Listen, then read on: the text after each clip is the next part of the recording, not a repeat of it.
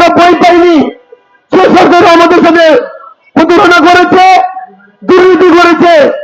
আমরা মনে করেছিলাম 5ই আগস্টের পরে দেশে একটা পথ পরিবর্তন হবে, দেশের মানুষ নতুন করে আবার বাক স্বাধীনতা পাবে, দেশের মানুষ আবার বাক স্বাধীনতা নিয়ে কথা বলবে। কিন্তু সেখান থেকে আমরা বঞ্চিত হয়েছি। এখানেও দুর্নীতিবাজদের মরে গিয়েছে।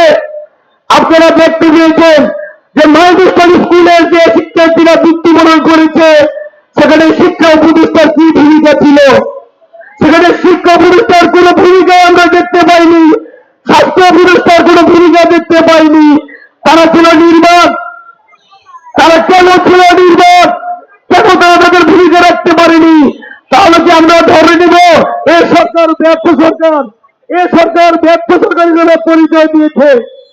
আমরা চাই খুব শীঘ্রই যাতে করে বেসরকারি স্কুলে এই বৃত্তি পরীক্ষাটা সুন্দর করে সবার জন্য উন্মুক্ত করা হয়। সেদিন 5ই আগস্টের যে আন্দোলন ছিল, যে আন্দোলনের কথা ছিল আমরা বৈষম্য দূর করব, আমাদের কথা ছিল আমরা বৈষম্য রাখবো না, আমরা বৈষম্য বিরোধী আন্দোলনে ছিলাম। কিন্তু আজকে দেখা গেল এই সরকারও ক্ষমতায় এসে সেই বৈষম্য রেখে গিয়েছে।